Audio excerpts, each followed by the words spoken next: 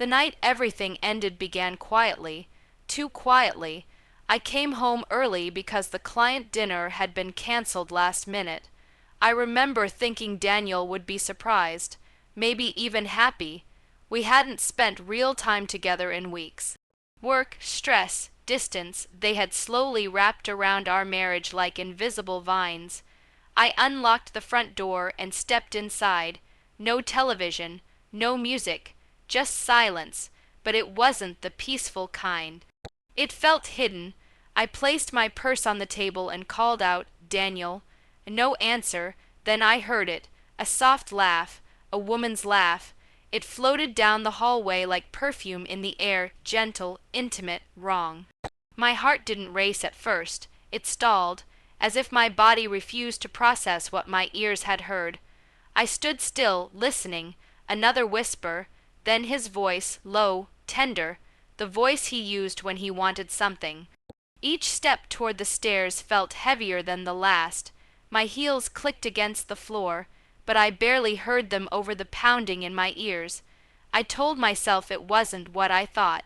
Maybe a coworker, maybe a neighbor, maybe I was paranoid.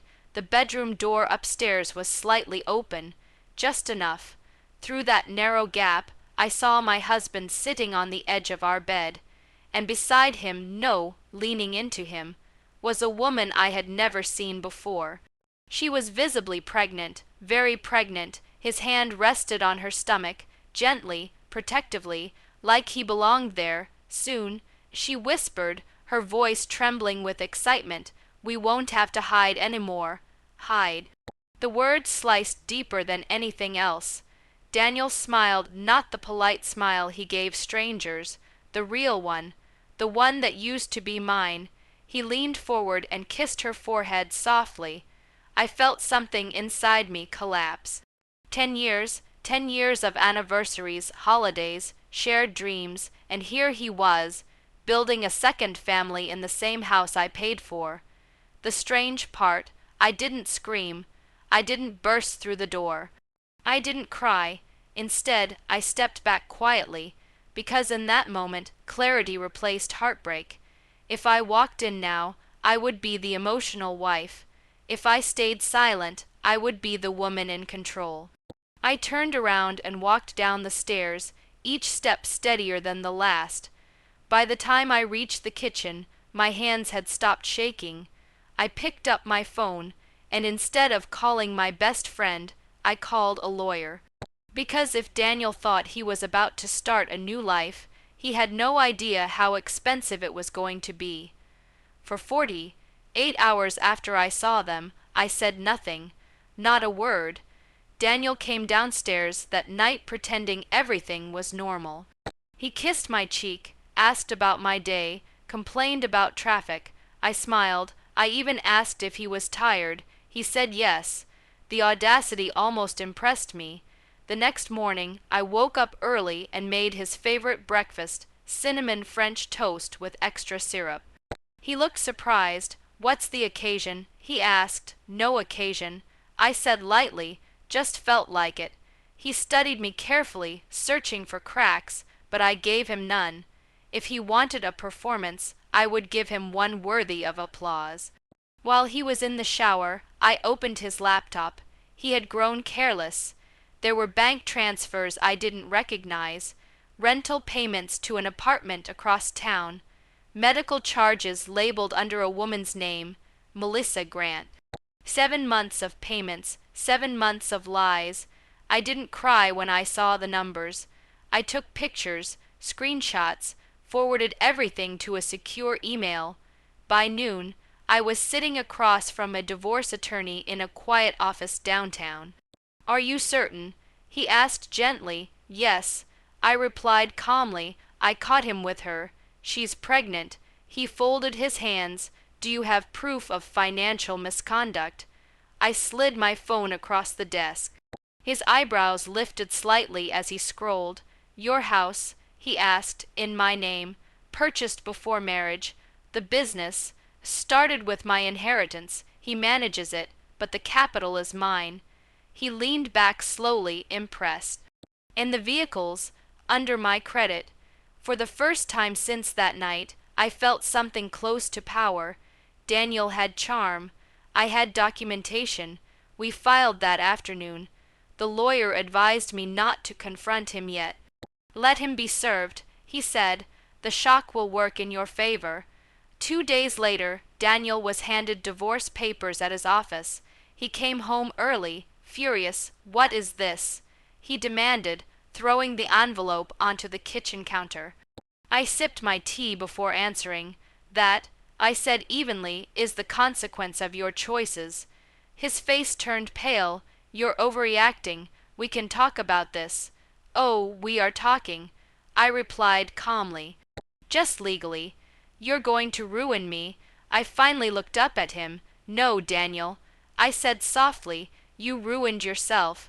And in that moment I saw it. Not guilt, not remorse, fear. Because he had finally realized something important. I wasn't heartbroken. I was prepared, and when a woman stops crying and starts planning, that's when everything changes. She knocked on my door 3 days after Daniel was served. I knew it was her before I even opened it. There's a certain kind of hesitation in a knock when guilt is standing on the other side. When I pulled the door open, she looked smaller than I remembered. No makeup, hair tied back, one hand resting protectively on her stomach. Up close, her pregnancy was undeniable. 7 months, at least. Are you his wife? She asked softly. Yes. I replied, for now. Her eyes filled with nervous tears. My name is Melissa. I know. She swallowed hard. He told me you were separated. Of course he did. I stepped aside and let her in. Not because I forgave her, but because I needed to see the truth clearly. Anger distorts things. Clarity empowers you. She sat on the edge of the couch like she didn't deserve to sink into it. I didn't know. She repeated. He said you two only stayed married for financial reasons, that it was basically over. I almost laughed. Financial reasons. Yes, that part was true, just not in the way she thought. How long have you been together? I asked calmly. Almost a year. A year, anniversary dinners, weekend business trips, late meetings. A year of calculated deception, and the baby. I asked gently. She rubbed her stomach. He said once everything was finalized, we'd move in together, start fresh. I studied her face. She wasn't smug. She wasn't triumphant. She looked scared. Everything is finalized. I told her quietly, I've filed for divorce. Her eyes widened already. Yes. Silence filled the room. He said you tried to take everything. She whispered. I held her gaze steadily. I am. The words didn't come from bitterness. They came from truth. Her breathing grew uneven. But he said the business was his, that the house was his. He manages the business. I corrected. I funded it. The house is in my name. The cars are under my credit. The accounts are documented. The color drained from her face. You mean? Yes.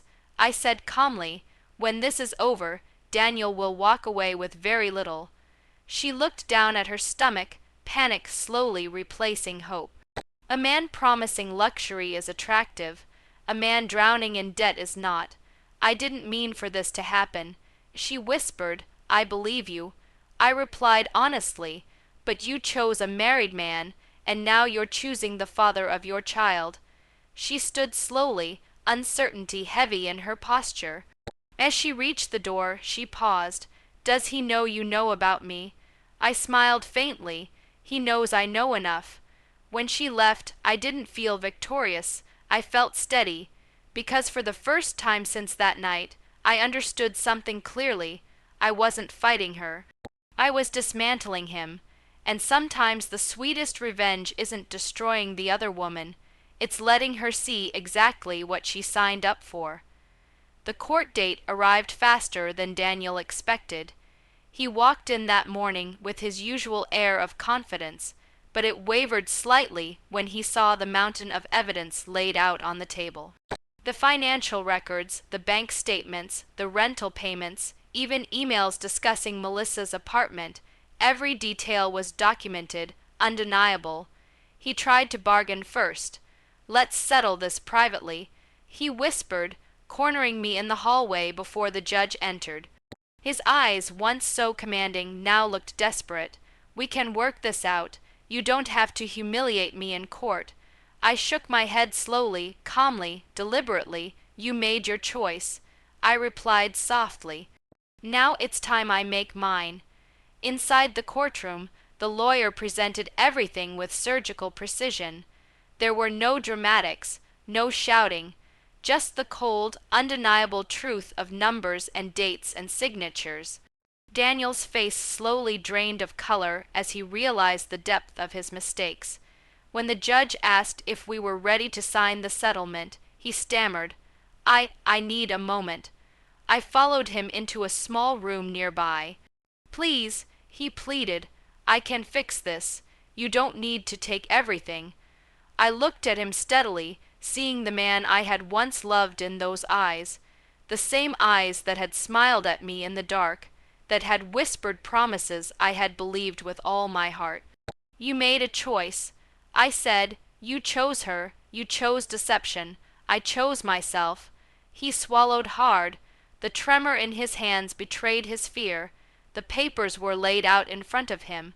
The house, the business, the accounts, the vehicles, everything meticulously documented to be transferred to me. He had fought for his pride, but pride meant nothing when legality was on my side. He signed. Each stroke of the pen was like a heartbeat of liberation for me. Melissa left him 2 weeks later. The man she had believed would provide her world suddenly had nothing to offer. The house, the business, the cars all gone. As for me, I didn't cry. I didn't scream. I didn't even celebrate loudly. I renovated the house, sold the business for double, and finally took the vacation I had postponed for years. Alone, free, whole, that night I sat on the balcony, the city lights stretching endlessly before me. I let the cool breeze brush my face. I had lost nothing, except the illusion of a man who never deserved me. The night I caught Daniel with Melissa wasn't the night I lost everything. It was the night I realized my worth. Sometimes revenge doesn't need fire. Sometimes it is quiet. Sometimes it is the steady reclaiming of everything they thought they could take from you. And as I watched the lights twinkle below, I smiled, not out of anger, not out of bitterness, but because I had finally won. I had chosen myself, and that choice was worth everything.